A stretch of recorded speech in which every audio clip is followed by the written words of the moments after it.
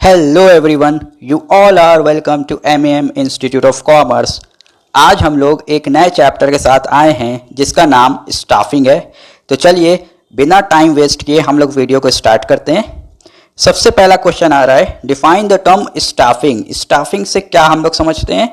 Staffing may be defined as a process of hiring. क्या है? एक प्रोसेस है किस चीज का? Hiring and developing the required personnel. ठीक है, हायरिंग करना है, हायर करना है लोगों को और उसके बाद उनको डेवलप करना है। ठीक है, पर्सनल का यहाँ पे मतलब है हमारे एम्प्लॉयज। ठीक, to fill the various position in the organisation. ठीक है, एक ऑर्गेनाइजेशन के अंदर जो पोजीशंस होती हैं डिफरेंट उनको फिल आउट करना with the process of hiring and developing. ठीक है, it involves estimating the number and type of personal required. क्या होता है इसके अंदर? एस्टिमेट किया जाता है कितने नंबर ऑफ और कितने टाइप ऑफ पर्सनल हमें चाहिए, कितने नंबर ऑफ और कितने टाइप ऑफ एम्प्लॉयज हमको चाहिए। Recruiting and developing them, recruit करना उनको, फिर उनको डेवलप करना, and maintaining and improving there competence. ठीक है, उनको मेंटेन करना और उनकी जो स्किल्स है उसको क्या करना? इम्प्रूव करना, एंड परफॉर्मेंस को भी उनकी इम्प्रूव करना। ठीक है, चलिए सर इसी के साथ अगले क्वेश्चन की तरफ बढ़ते हैं। कह रहा है what is meant by recruitment. Recruitment में भी defined as a process of, क्या है? ये भी एक प्रोसेस है किस चीज का? पब्लिसाइजिंग information about the job vacancies. ठीक है, क्या करना है हमें? पब्लिसाइज करना है। पब्लिसाइज करना है किस चीज को? इंफॉर्मेशन को। किस चीज के बारे में? जॉब वैकेंसीज के बारे में in the organisation. And inducing the prospective candidate, क्या करना है उसके बाद? इंड्यूस करना है, यानी उनको जो है मोटिवेट करना है किस चीज के लिए? कि to offer themselves for appointment. ठीक है, क्या करें? वो जो हमारे यहाँ वैकेंसीज हैं उसके लिए वो क्या करें? अप्लाई करें। ठीक, it is a process of searching for prospective employees. क्या करना है इसके अंदर? सर्च आउट करना है किसको? प्रोस्पेक्टिव एम्प्लॉइज को। And encouraging them to apply for the job in the organisation. हमारी ऑर्गेनाइजेशन के अंदर क्या करें? वो जॉब के लिए अप्लाई करें। चलिए सर इसी के साथ अगले क्वेश्चन की तरफ बढ़ते हैं। ये बहुत इंपॉर्टेंट क्वेश्चन है।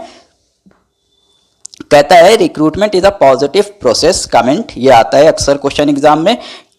The objective of recruitment is to procure a sufficiently large number of qualified candidate. ठीक है, large number of qualified candidate को क्या करना है? प्रोक्योर करना, लेके आना, so that the most eligible employees can be selected. ठीक है, उन लार्ज नंबर ऑफ कैंडिडेट में से सबको तो थोड़ा सेलेक्ट नहीं किया जा सकता।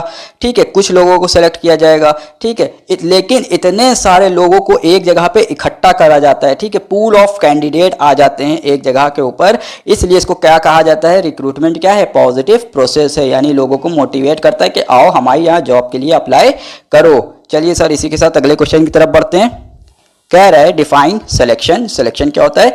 Selection is a process of carefully screening the candidate. क्या है? एक प्रोसेस है जिसमें क्या किया जाता है? केयरफुल स्क्रीनिंग करी जाती है कैंडिडेट की, so as to identify and choose the most suitable person. क्या करना है? सबसे पहले आइडेंटिफाई करना है कौन सबसे बेस्ट है और उसमें से फिर आइडेंटिफाई करने के बाद उनको चूज करना है। ठीक है, for the job vacancies to be filled in. किसके लिए? ताकि हमारे यहाँ जो जॉब वैकेंसीज हैं उसको क्या किया जा सके? फिल आउट किया जा सके। Under it the qualifications, experience and background of the applicants are evaluated in the light of job requirement। क्या क्या हम लोग जो है यहाँ पे चेकआउट करते हैं? क्वालिफिकेशन कैसी है उसकी, कितनी है, क्या वो जो जॉब हमारे यहाँ निकली है उसके लिए क्वालिफाइड है कि नहीं है, फिर उसका एक्सपीरियंस चेकआउट किया जाता है और उसके बैकग्राउंड को चेकआउट किया जाता है। ठीक है, फिर अगला क्वेश्चन कहता है selection is a negative process. Comment ये भी बहुत इंपॉर्टेंट क्वेश्चन है, अक्सर ये भी एग्जाम में आता है। Selection is a negative process because unsuitable candidates are eliminated or rejected in order to identify the suitable candidate। ठीक है, suitable candidate को identify करने के लिए हम लोग क्या करते हैं? हम लोग जो unsuitable candidates होते हैं उनको जो है एलिमिनेट करते हैं या फिर उनको रिजेक्ट करते हैं। ठीक है, इसमें क्या होता है? लोगों को निकाला जा रहा होता है, छाटा जा रहा होता है, इसलिए ये क्या है? निगेटिव प्रोसेस है। फिर कहता है what do you mean by training. Training का मतलब क्या होता है? Training is the process of improving job knowledge. ठीक है, यहाँ पे क्या किया जाता है? एक प्रोसेस है जिसके जरिए से हम लोग जॉब की नॉलेज को क्या करते हैं? इंप्रूव करते हैं। And skills of the employee, उसके अलावा हम क्या करते हैं, उनकी स्किल्स को भी इम्प्रूव करते हैं, so as to enable them to perform well. इससे क्या होता है, फिर वो अच्छे से परफॉर्म कर पाते हैं। इट इज़ एन ऑर्गेनाइज्ड और सिस्टमैटिक एक्टिविटी, ठीक है, इस ऑर्गेनाइज्ड होती है, सिस्टमैटिक एक्टिविटी होती है, wherein people acquire knowledge, ठीक है, जहाँ पे लोग क्या करते हैं, नॉलेज को एक्वायर करते हैं, स्किल्स को एक्वायर करते हैं for doing a specific job, ठीक है, कोई भी एक पर्टिकुलर जॉब को परफॉर्म करने के लिए, ठीक है। Training is a two way process, training क्या है, टू वे प्रोसेस है, because there must be someone to learn and someone to teach. क्यों टू वे प्रोसेस है, कोई एक सिखाने वाला होना चाहिए और कोई एक सीखने वाला होना चाहिए। फिर कहता है अगला question, define the concept of development. Development क्या है, development involves growth of a person in all respect, ठीक है। डेवलपमेंट में क्या होता है, ग्रोथ करी जाती है पर्सन की हर तरीके से। It is a process by which managers and executives acquire not only skills and competence in their present job but also capabilities for future task, ठीक है। इसके अंदर खाली जो है वो अपनी जॉब नॉलेज या फिर अपनी कॉम्पिटेंस या फिर अपनी स्किल को इम्प्रूव नहीं कर रहे हैं, बल्कि वो लोग क्या कर रहे हैं, अपनी कैपेबिलिटीज को भी बढ़ा रहे हैं ताकि फ्यूचर टास्क के लिए वो जो है तैयार हो जाएं। Of increasing difficulty and scope, ठीक है, क्योंकि फ्यूचर में उनको क्या मिलेगा, बड़ा काम मिलेगा, ठीक है, बड़ी पोजीशन मिलेगी, तो उसके लिए भी वो अभी से तैयार होते हैं। इसी को क्या कहा जाता है, डेवलपमेंट। चलिए इसी के साथ अगले क्वेश्चन की तरफ बढ़ते हैं। कह रहा है व्हाट इज प्रमोशन। प्रमोशन क्या होता है, promotion means shifting an employee to higher post, ठीक है, क्या करा जाता है, एम्प्लॉय को शिफ्ट किया जाता है कहाँ, हायर पोस्ट के ऊपर, carrying greater salary status and responsibility,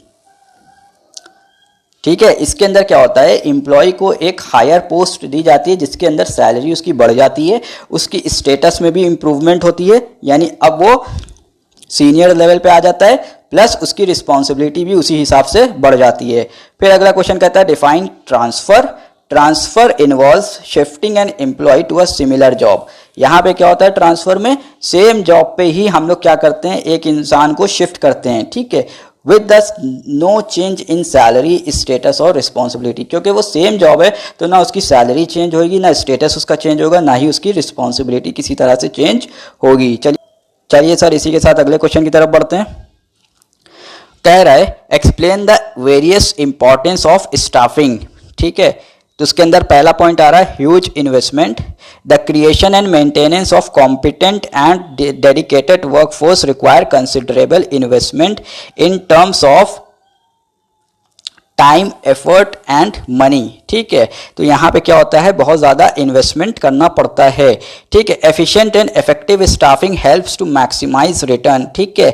अगर हमने एफिशिएंट और इफेक्टिव स्टाफिंग कर रखी है तो फिर इससे क्या होता है, हमारे रिटर्न्स क्या हो जाते हैं, मैक्सिमाइज हो जाते हैं on investment in human resource. जो भी हमने इन्वेस्टमेंट करी थी, जो भी हमने कॉस्टिंग लगाई थी अपने ह्यूमन रिसोर्स के लिए, उससे क्या होता है, हमें रिटर्न मैक्सिमाइज मिलता है अगर हमने सही तरीके से एफिशिएंट और इफेक्टिव स्टाफिंग कर रखी है। फिर कहता है लॉन्ग टर्म इम्प्लीकेशन होता है इसका, investment in human resources has long term effect, ठीक है, लंबे समय तक के इसके इफेक्ट्स रहते हैं।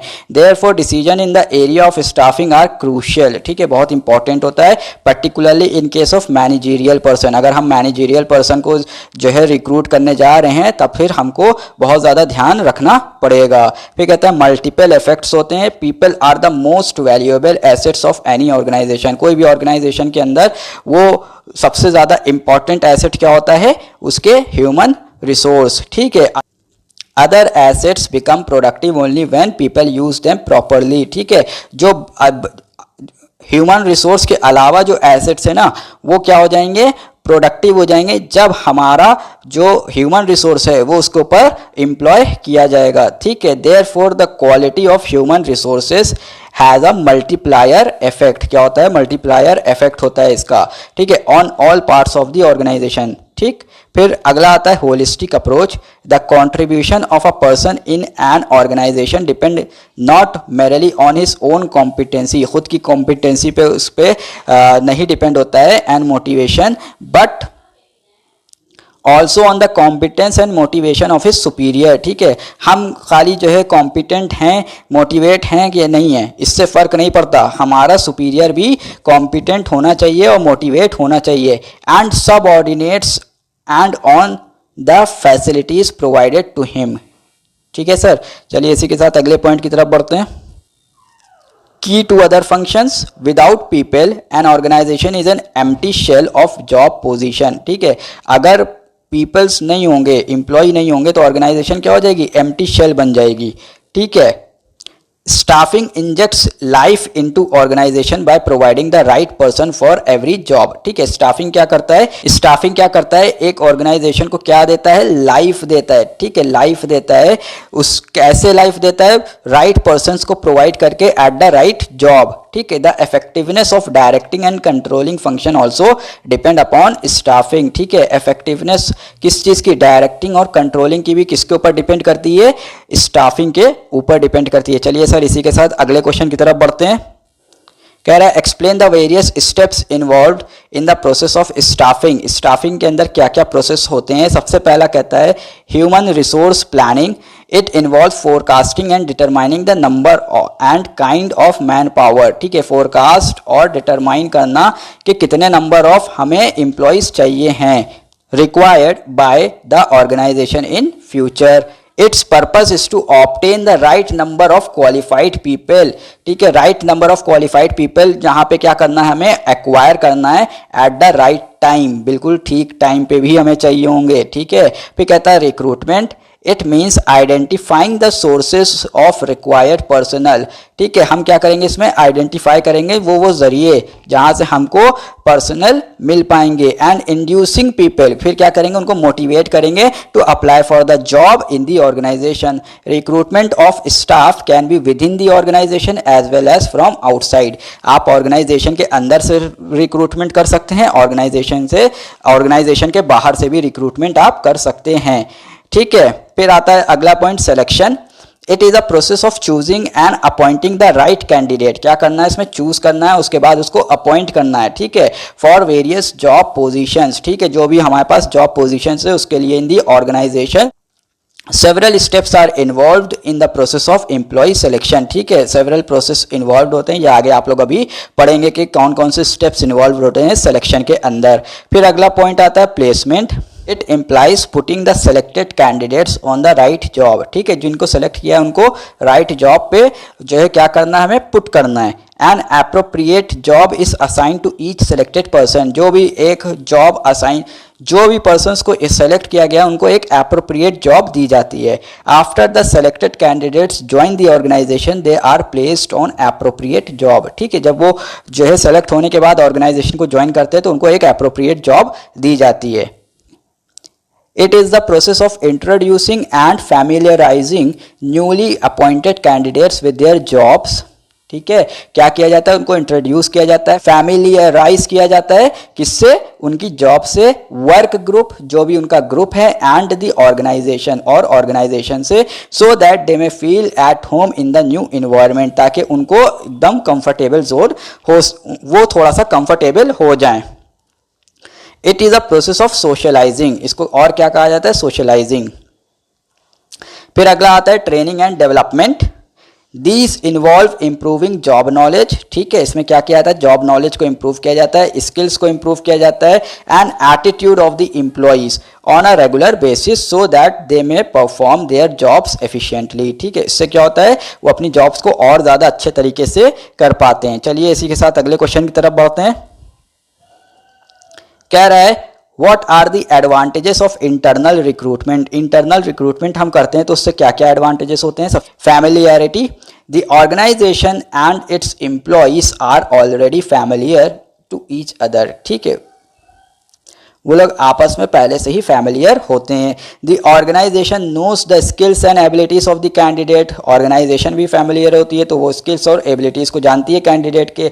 It need not spend time and effort in test, interviews, references, इन सब में टाइम वेस्ट नहीं करना पड़ता। फिर कहता है इकोनॉमी है, minimum cost is involve in recruiting internal employees. ठीक है, बहुत ज़्यादा कॉस्ट इसमें नहीं लगती अगर हम इंटरनल रिक्रूटमेंट करते हैं। The organisation need not spend money on informing and inducing them to apply, ठीक है, ना तो इन्फॉर्म करना है ना उनको इंड्यूस करना है कि वो जॉब के लिए अप्लाई करें। फिर आता है motivational value. Internal recruitment serve as a source of motivation, क्या है, एक सोर्स ऑफ मोटिवेशन है एंड एनकरेजमेंट फॉर एम्प्लॉयज़, ठीक है, लोगों को लगता है कि हाँ आज हम इस पोजीशन पे है तो हमारी ऑर्गेनाइजेशन इंटरनली रिक्रूट कर रही है तो इससे हमें मोटिवेशन मिलेगा और किस लिए कि हम और ज़्यादा हार्डवर्क करें ताकि हमको हायर पोजीशन पे रिक्रूट किया जा सके। They can hope for promotion and transfer, ठीक है। फिर अगला पॉइंट आता है better utilisation of existing talent. Internal recruitment through promotion and transfer enables the enterprise to make best use of the talent of its employees, ठीक है sir. चलिए इसी के साथ अगले क्वेश्चन की तरफ बढ़ते हैं। कह रहा है what are the various disadvantages of internal recruitment, क्या क्या डिसएडवांटेज होता है। सबसे पहला है लिमिटेड चॉइस होती है। Internal recruitment restricts choice to existing employees only, ठीक है, जो एग्जिस्टिंग एम्प्लॉयज हैं सिर्फ उन्हीं में से हम रिक्रूट कर सकते हैं। Suitable candidates may not be available internally for some vacancies, कुछ वैकेंसीज ऐसी होती हैं जिसके लिए हमारे पास इंटरनल रिक्रूटमेंट के अंदर एम्प्लॉयज अवेलेबल नहीं होते हैं, ठीक है। फिर कहता है incomplete source, the enterprise has to resort to external recruitment at some stage because all vacancies cannot be filled from within the organization, ठीक है। एक ऑर्गेनाइजेशन के अंदर अगर हम इंटरनल रिक्रूटमेंट करते हैं तो वो खुद अपने आप में इनकम्प्लीट सोर्स होता है। क्यों होता है, क्योंकि हमने फॉर एग्जांपल कहते हैं मिस्टर ए को जो है एक पोजीशन से दूसरी पोजीशन पे हमने प्रमोट कर दिया है, ठीक है, लेकिन फिर मिस्टर ए की जो पोजीशन थी पहले वाली उस पोजीशन को फिल करने के लिए भी तो हमें कोई चाहिए होगा, तो अल्टीमेटली फिर हमें कहाँ जाना पड़ेगा, एक्सटर्नल रिक्रूटमेंट की तरफ देखना पड़ जाएगा। फिर कहता है इन breeding, when an organization depends too much on internal recruitment, fresh talent or new blood available outside does not enter the enterprise, ठीक है। अगर हम सिर्फ इंटरनल रिक्रूटमेंट करेंगे तो नए नए जो लोग जो है फ्रेश टैलेंट आ रहा है, जो न्यू ब्लड है हमारा अवेलेबल, जो यूथ है हमारे, उन तक के हम नहीं पहुंच पाएंगे, ठीक है, वो ना एंटरप्राइज के अंदर आ पाएंगे। फिर कहता है lack of competition, in the absence of competition from qualified candidates from outside, employees are likely to expect automatic promotion by seniority, ठीक है। अगर कंपटीशन नहीं होगा तब फिर क्या होगा, वो जो एम्प्लॉयज़ है ना, एग्जिस्टिंग एम्प्लॉयज़, वो अपने आप में सोचेंगे कि मैं तो सीनियरिटी की वजह से मुझे क्या हो जाएगा, प्रमोशन मिल जाएगा, ठीक है। फिर कहता है conflict, there may be infighting and conflict among the employees who aspire for promotion to the available vacancies, ठीक है। आपस में क्या हो सकता है, झगड़ा भी हो सकता है, ठीक है,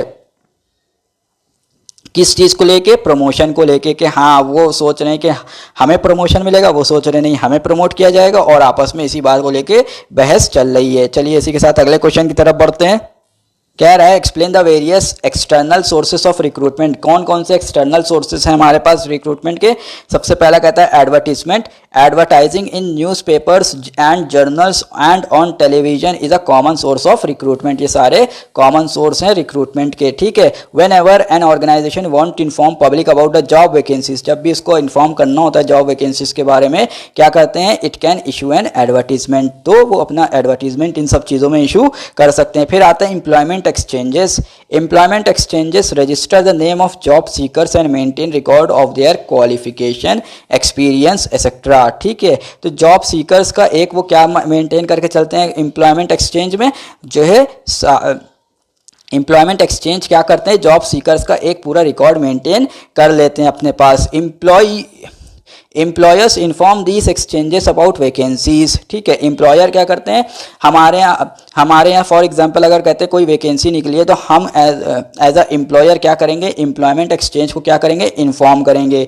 these exchanges refer name of people having the required qualities to the employers, ठीक है। तो ये क्या करते हैं, जो एम्प्लॉयमेंट एक्सचेंज होता है वो क्या करता है, वो एम्प्लॉयर को उस जॉब वैकेंसीज जो उनको बताई गई है उसकी क्वालिफिकेशन के हिसाब से वो नाम रेफर कर देते हैं कि ये बंदा है, इसको आप कांटेक्ट करके बुला लीजिए, इंटरव्यू कर लीजिए और आप इनको सिलेक्ट कर लीजिए। फिर आता है campus recruitment, jobs in industries have become technical and complex, ठीक है, टेक्निकल भी बन गई है आज के टाइम पे और बहुत कॉम्प्लेक्स है। Therefore many organisation approach colleges, technical institutions and management schools, ठीक है, कहाँ कहाँ जाते हैं, कॉलेजेस के अंदर जाते हैं, टेक्निकल इंस्टीट्यूशंस जाते हैं, मैनेजमेंट स्कूल्स जाते हैं to fill up the positions. They conduct interview in these institution and shortlist candidate. वहीं पे इंटरव्यू किया जाता है उसी कैंपस प्लेसमेंट के अंदर, और उसी कैंपस के अंदर जो है इंटरव्यू किया जाता है और वहीं से सिलेक्शन कर लिया जाता है। फिर आता है प्लेसमेंट एजेंसीज।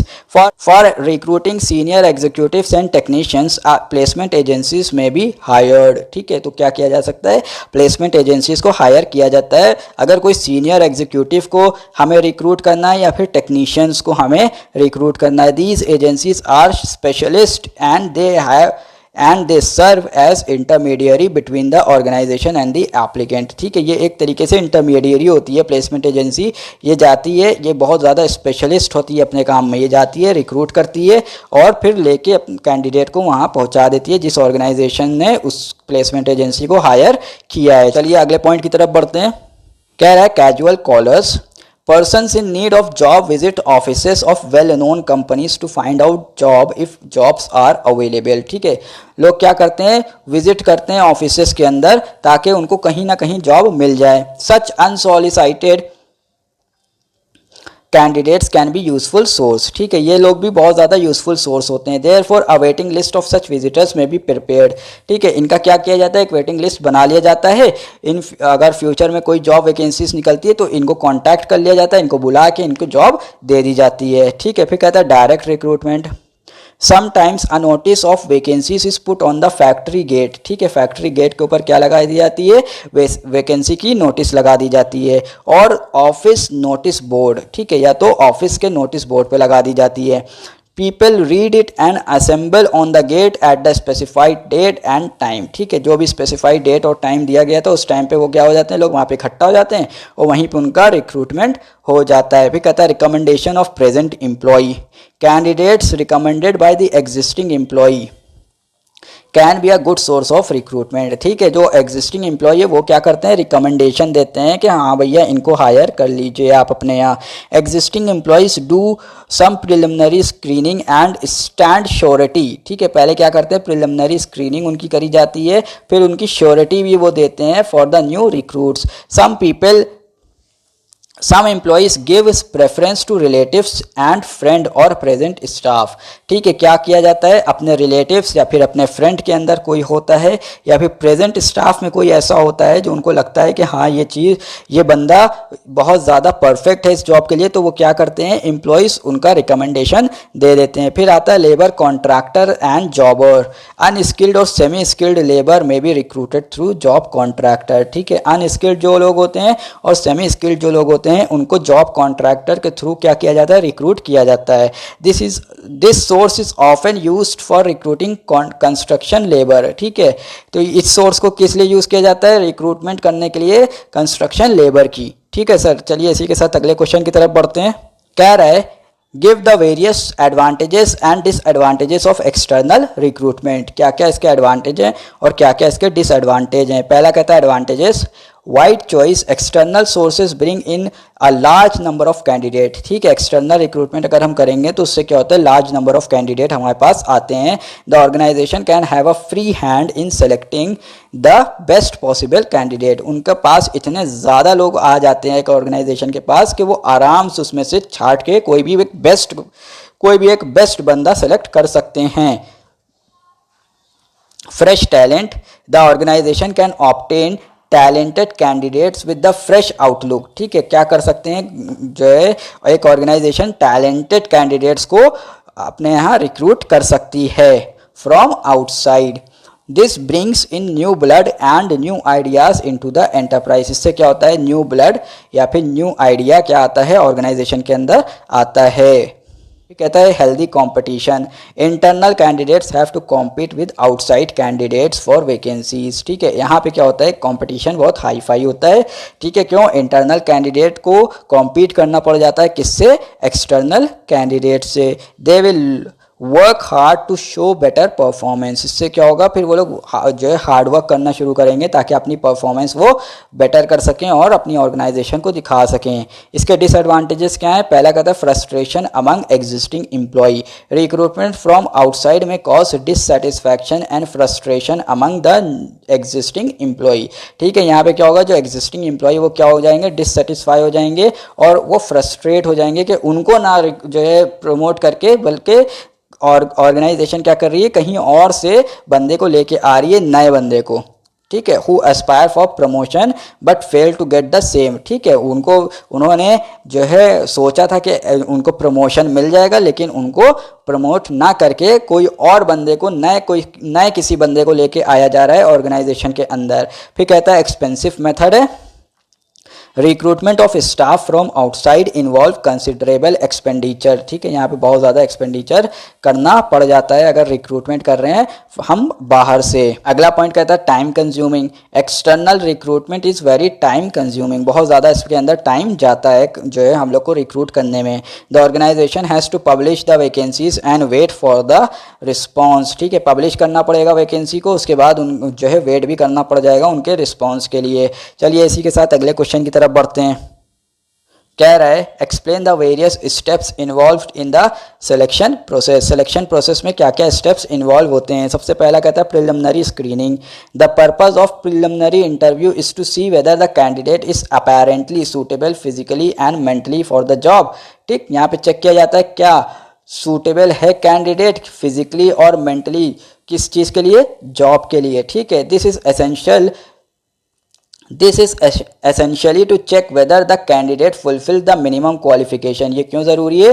ताकि ये देखा जा सके कि क्या कैंडिडेट मिनिमम क्वालिफिकेशन रखता है जो चाहिए जॉब के लिए कि नहीं चाहिए। It aims to eliminate the totally unsuitable candidate. जो भी अनसूटेबल कैंडिडेट होते हैं उनको टोटली क्या किया जाता है, एलिमिनेट फर्स्ट स्टेप के अंदर ही कर दिया जाता है। The receptionist or some other officials interview the candidate. यहाँ पे क्या होता है, कोई रिसेप्शनिस्ट होती है या फिर कोई अदर ऑफिशियल होता है जो क्या करता है, इंटरव्यू ले लेता है कैंडिडेट का। ठीक है, to determine whether it is worthwhile for the candidate to fill up the application blank. ठीक है, क्या वो लोग ये चेक करते हैं क्या ये बंदा इस लायक है कि इसको एप्लीकेशन ब्लैंक दिया जाए फिल करने के लिए, या ये अनसूटेबल है, इसको यहीं से ही रास्ता बाहर का दिखा दिया जाए। फिर अगला पॉइंट आता है, फिर अगला स्टेप आता है एप्लीकेशन ब्लैंक।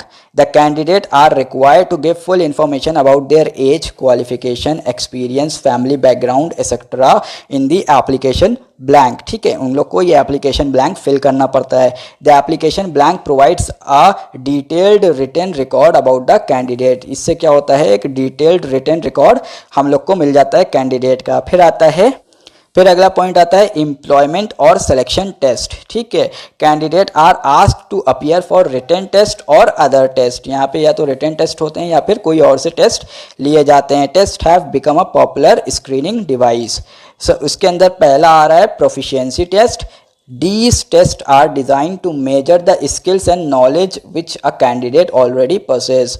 ठीक है, यहाँ पे क्या होता है, स्किल्स और नॉलेज जो ऑलरेडी एक जो है इंसान के पास है उसी को क्या किया जाता है, टेस्ट किया जाता है। ठीक है, सबसे पहला इसके अंदर आता है achievement test. It seeks to measure the applicant's level of knowledge. यहाँ पे क्या होता है, लेवल ऑफ नॉलेज चेक करी जाती है एंड स्किल्स। ठीक है, level of knowledge and skills check करी जाती हैं एक बंदे की। ठीक है, in a particular trade or occupation. ठीक है, फिर आता है अगला skill or dexterity test. It seeks to measure how quickly and efficiently candidate perform the job in question. ठीक है, कैसे यहाँ पे चेक किया जाता है कितनी तेज़ी से और कितने एफिशिएंट वे में एक कैंडिडेट अपने जॉब के क्वेश्चन को हल करता है। फिर आता है अगला aptitude test. These tests are designed to measure the potential for acquiring necessary skills and knowledge। यहाँ पे चेक किया जाता है क्या इस कैंडिडेट के अंदर इतना पोटेंशियल है कि ये जो स्किल्स और नॉलेज इसको चाहिए जॉब के लिए वो एक्वायर कर सकता है कि नहीं कर सकता। इसके अंदर सबसे पहला आ रहा है intelligence test. It seeks to measure a person's mental alertness. यहाँ पे क्या चेक करा जाता है कि कैंडिडेट कितना मेंटली अलर्ट होता है in terms of reasoning, comprehension, memory etcetera. ठीक है, फिर आता है interest test. It seeks to measure a person interest in particular kind of work, क्या वो इंटरेस्ट रखता है उसका किसी पर्टिकुलर काम में कि नहीं रखता, इस चीज़ को यहाँ पे चेक किया जाता है। It is helpful in finding out the work for which a candidate has the greatest liking. ठीक है, यहाँ पे ये फाइंड आउट किया जाता है कि सबसे ज़्यादा कैंडिडेट किस काम में सबसे ज़्यादा कैंडिडेट किस काम को पसंद करता है। फिर आता है personality test. It seeks to measure temperament and emotional makeup of a person. ठीक है, यहाँ पे उसका टेम्परमेंट चेक किया जाता है कि कितना वो अपने आप को कंट्रोल कर सकता है, एंड इमोशनल मेकअप। ठीक है, और उसके इमोशंस कितने वो कंट्रोल कर सकता है, यानी कुल मिला के अपना गुस्सा कितना कंट्रोल कर सकता है किसी सिचुएशन में, और कितने इमोशंस को अपने कंट्रोल कर सकता है। It provides a clue to a person's emotions, maturity level and value system. यहाँ पे उन लोगों को क्लू मिल जाता है कितना ये मैच्योर हैगा बंदा सामने वाला। फिर आता है अगला step, selection or employment interview. It involves a formal and face to face conversation between the employer and the candidate. यहाँ पे क्या होता है, formal face to face conversation होती है between employer and the candidate. The employer ask job related and general question, यहाँ पे कुछ क्वेश्चंस पूछे जाते हैं कैंडिडेट से। ठीक है, फिर अगला स्टेप आता है मेडिकल और physical examination. A medical checkup of such candidate is done by a panel of doctors. ठीक है, हम लोग एक पैनल ऑफ डॉक्टर रखते हैं जो क्या करते हैं, कैंडिडेट का मेडिकल चेकअप करते हैं, to ensure that they are healthy and physically fit for the job, कि वो हेल्दी हैं और फिजिकली फिट हैं। ठीक है, जॉब के लिए। फिर अगला स्टेप आता है चेकिंग रेफरेंसेस और background. Generally, every candidate is required to state in the application form the names and addresses of at least two responsible person who knows him.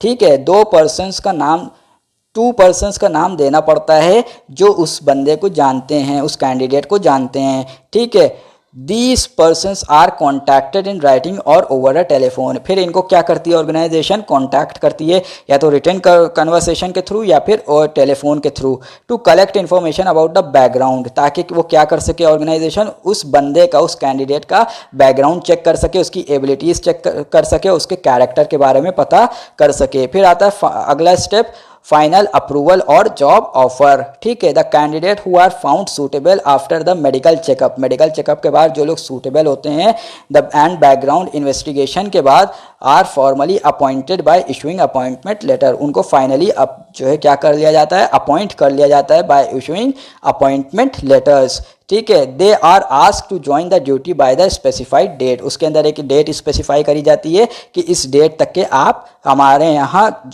हमारी ऑर्गेनाइजेशन को ज्वाइन कर लिएगा। अगला क्वेश्चन आ रहा है, explain various types of training, कितने तरह की ट्रेनिंग होती है। सबसे पहले आ रही है ओरिएंटेशन ट्रेनिंग।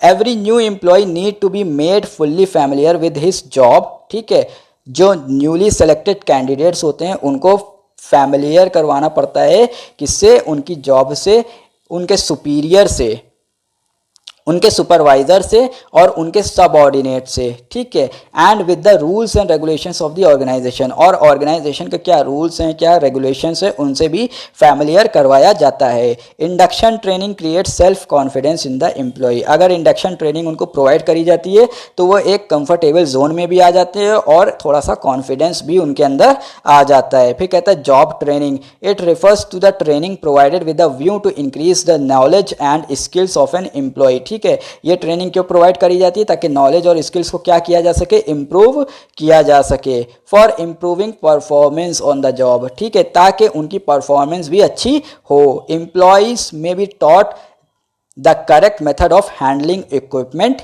क्या करेक्ट मेथड, कैसे किस मेथड से हम लोग जो है इक्विपमेंट को हैंडल करेंगे, and machines used in the job, और किस तरीके से हम मशीन्स को यूज़ करेंगे।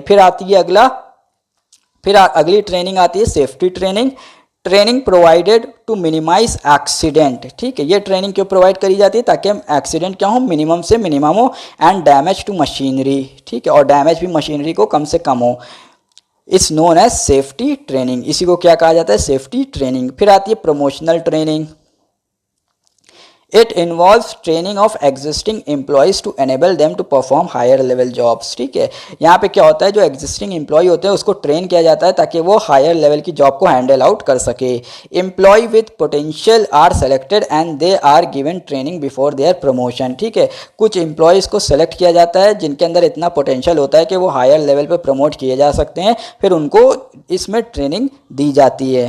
फिर आती है refresher training, when existing technique become obsolete due to development of better technique. जब एग्जिस्टिंग टेक्निक क्या हो जाती है, ऑब्सोलीट हो जाती है। क्यों? क्योंकि जो है बेटर टेक्निक आ गई है मार्केट के अंदर। Employees have to be trained in the use of new methods and techniques. ठीक है, तो एम्प्लॉयज़ को ट्रेन करना पड़ता है कि नया मेथड या फिर नई टेक्निक को कैसे यूज़ करना है, इसको कहा जाता है रिफ्रेशर ट्रेनिंग। फिर आती है रिमीडियल ट्रेनिंग। कह रहा है such training is design to correct the mistakes and shortcomings in the behaviour and performance of employees. ठीक है, हो सकता है कि एम्प्लॉय जो है थोड़ा सा मिस्टेक्स कर रहे हों या उनके अंदर कुछ शॉर्टकमिंग्स हों कोई भी चीज़ को किसी भी काम को करने में, तो फिर क्या किया जाता है, उनको करेक्ट किया जाता है उनकी मिस्टेक्स को और उनकी शॉर्टकमिंग्स को। ठीक है, in the behaviour and performance of employee. ठीक है, उनके बिहेवियर में और इनकी परफॉर्मेंस में, किसकी, एम्प्लॉयज़ की। कह रहा है explain in brief on the job methods of training. Training दो तरीके से होती है, एक होती है ऑन द जॉब ट्रेनिंग और एक होती है ऑफ द जॉब ट्रेनिंग। तो ऑन द जॉब ट्रेनिंग का क्या क्या मेथड है? सबसे पहला मेथड आता है job instruction training. Job instruction training is also known as step by step training. ठीक है, जॉब इंस्ट्रक्शन ट्रेनिंग को और क्या कहा जाता है? Step by step training. ठीक है, it consist of the following steps. पहला कहता है preparing the trainees by telling them about the job. ठीक है, उनको जॉब के बारे में बताना, ठीक है, ताकि वो अपने आप को प्रिपेयर कर लें। And overcoming their initial nervousness. ठीक है, और वो जो नर्वस हो रहे हैं उस चीज़ वो नर्वसनेस उनके अंदर से ख़त्म हो जाए। फिर कहता है प्रेजेंटिंग द इंस्ट्रक्शंस। ठीक है, फिर इंस्ट्रक्शन को प्रेजेंट करना एंड गिविंग नेसेसरी इन्फॉर्मेशन, और जो नेसेसरी इन्फॉर्मेशन है उनको प्रोवाइड करना। इंटरैक्टिंग एंड आस्किंग क्वेश्चन, उनसे इंटरैक्ट करना और उनसे क्वेश्चंस को पूछना। फिर आता है letting the training try out the job to show their understanding. फिर क्या किया जाता है, ट्रेनिंग को क्या किया जाता है कि फिर ट्रेनी से कहा जाता है कि तुम इस काम को आप करके दिखाओ ताकि देखा जा सके तुमने कितना इस काम को समझा।